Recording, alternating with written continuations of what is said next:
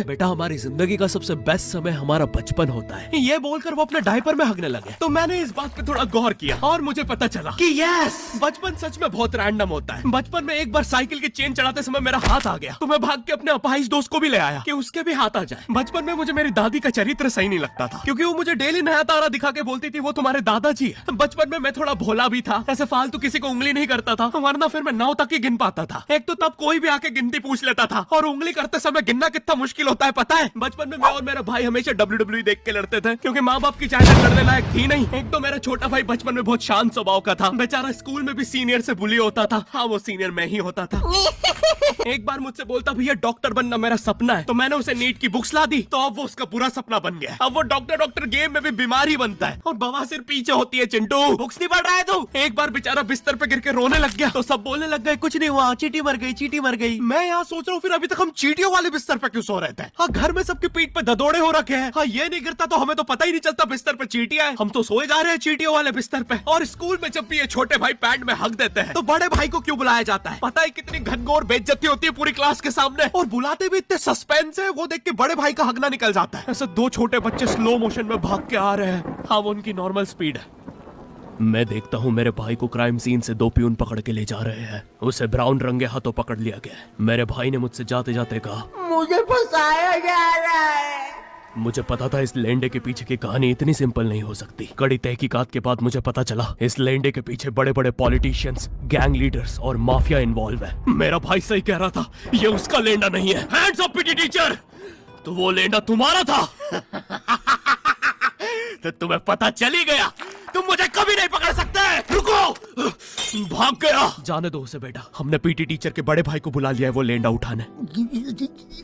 लेंडा आपकी नजदीकी सिनेमा घरों में पड़ा होगा तो देख के पैर रखना। ये चैनल पे जितने भी अजीब और गरीब चीजें तुम देखते हो ये मैं और मेरे भाई की लाइफ में हमेशा होती रहती है और इसलिए हमने ये चैनल नॉट योर टाइप बनाया था। मेरे भाई ने कहा तू बोल और मैं एनिमेशन करता हूँ और लो बन गया नॉट योर टाइप। आपके अरे अभी भी लेंडा लगा हुआ है। बचपन में बोले जाता था कि तुम जितने दांत तकिए के नीचे रखोगे तुम्हें उतने ही रुपये मिलेंगे। तो मैंने दादी की 32 रख दी तो मुझे 32 रुपए मिले। वो 32 7,000 की थी। जो पिटा हूं ना मैं घर पे, साली स्कैमर दांतों वाली परी चांदी का दांत ले जाके 1 रुपया देती है। दांतों से याद है बचपन में सब सूखा बॉर्नविटा खाते हैं क्योंकि दांत दूध के होते हैं। ठीक है ये वाला जोक हटा दूंगा। बचपन में मुझे चुड़ैलों से बहुत डर लगता था। एक बार मुझे चुड़ैल के पैर के निशान दिखे तो मैं उल्टा भागा, पर फिर मैं चुड़ैल के ही घर में आ गया। हाँ मैं पट्टी में भूल गया था उसके पैर उल्टे होते हैं। तो फिर मैंने सोचा इसका पीछे से सर फोड़ देता हूँ। सर फोड़ने गया तो वो उसका मुंह निकला। फिर से भूल गया कि साली चुड़ैलों के बाल भी मुंह पे होते हैं। आदमी को पता चले तो चले कैसे। जब मैं छोटा था नींद में बिस्तर भी बहुत गीला करता था। मेरी मम्मी हमेशा गुस्सा करती थी कि सोने से पहले सुसु किया कर। अब उन्हें कैसे बताऊं, फिर गीले बिस्तर में मुझे नींद नहीं आती। बचपन में मुझे गुस्सा भी बहुत आता था तो मेरी मम्मी ने मुझे एक रेड स्टोन की अंगूठी पहना दी और सरप्राइजिंगली उससे मेरा गुस्सा इतनी जल्दी उतरने लग गया क्योंकि अब मैं जब अंगूठी पहन के लोगों को पीटता था तो गुस्सा इतनी जल्दी शांत होता था। वैसे ये अंगूठी मुझे एक बाबा जी के आश्रम से मिली थी। जब मैं वो आश्रम में गया था वहाँ एक बहुत ही हॉट सी बंदी मुझे देख के बार बार स्माइल करे जा रही थी तो मैंने भी मौके पे चौका मारा और जल्दी से अपना नंबर पेपर पे लिख के उसकी तरफ फेंक दिया। वो बंदी ने भी बड़े प्यार से मेरा नंबर उठाया और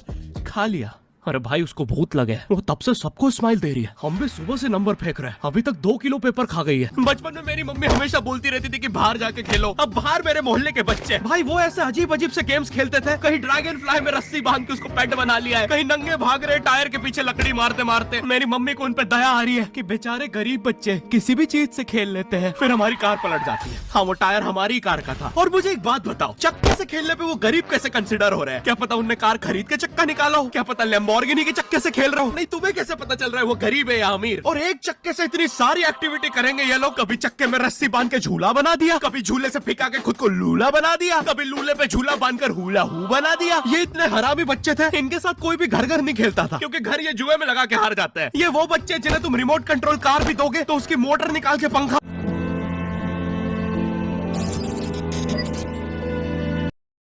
एक बार इन्होंने रिमोट कंट्रोल रिमोट बनाया था। तुम अगर इस रिमोट पे बटन दबाओगे तो इस रिमोट पे बटन दबेगी बस। ये लोग मकर संक्रांति के दिन पतंग भी लूटते थे दुकानों से। पतंग से याद है मैं बचपन में अपने दोस्त जनक के साथ बहुत पतंग उड़ाता था। जनक गुजराती था और गुजराती लोग तो बहुत बड़े पतंगबाज होते हैं। वो लोग गला काटने के बाद भी काय पोचे चिल्लाते हैं। जनक मेरे घर पे इतना बड़ा गिर्रा लेके आता था पतंग उड़ाने। उस पर पता नहीं कितने 1000 किलोमीटर का मांझा लपटा होता था। हम दोनों का सपना था उस गिर्रे की पूरी ढील देना। एक बार तो गिर्रा खाली होने ही वाला था पर वो पतंगार तो घूम के हमारे पीछे से आ गई। हमने हमारी पतंग काट दी। तो इस बार हमने सोचा पतंग पूरी परपेंडिकुलर उड़ाएंगे, स्ट्रेट। हमने 2 घंटे ढील दी, वो मांझे में वेव सिग्नल आने लग गए प्राचीन भाषा में। हमें लगा हमने एलियंस ढूंढ लिया, बट फिर धीरे से वो सिग्नल क्लियर हुआ। हमें पता चला हमने कोई नासा का 100 मिलियन का टेलीस्कोप काट दिया। पतंग नीचे ले, टेलीस्कोप काट दिया।